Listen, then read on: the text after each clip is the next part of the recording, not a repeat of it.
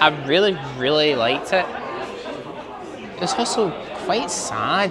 A bit boring? Yeah, normally I know I don't say much normally.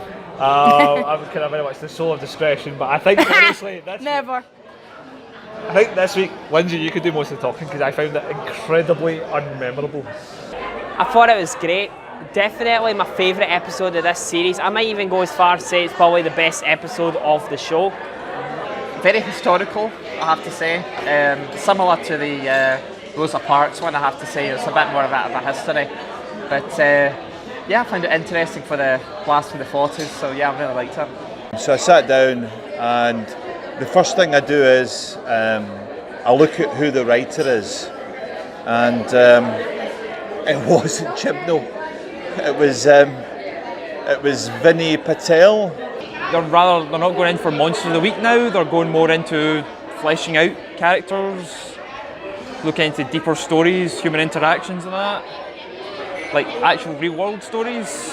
Because it was about the partition of India, Pakistan, 1947. So trying to explore actual history, which was actually quite good.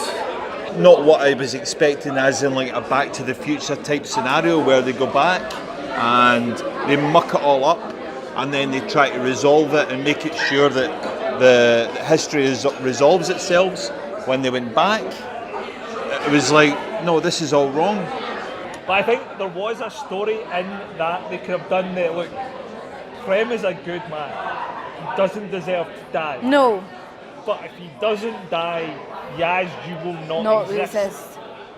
Because I felt that was the story they were kind of hinting at in the episode, but then never quite were brave enough to do it.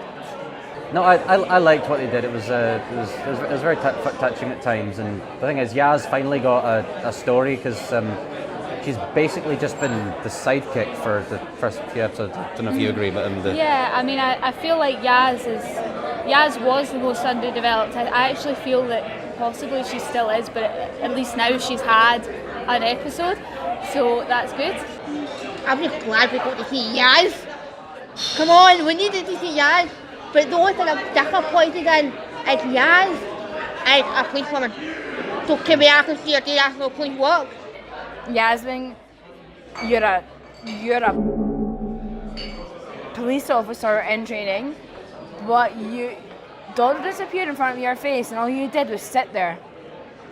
All you did was sit there. The light changed, so you were obviously there for quite a while, and all you did was sit there. Every other companion would have went out, found the TARDIS, or they would have done something, but they all three of them just sat there. But I'm kind of like, you're a police officer, you should have done something.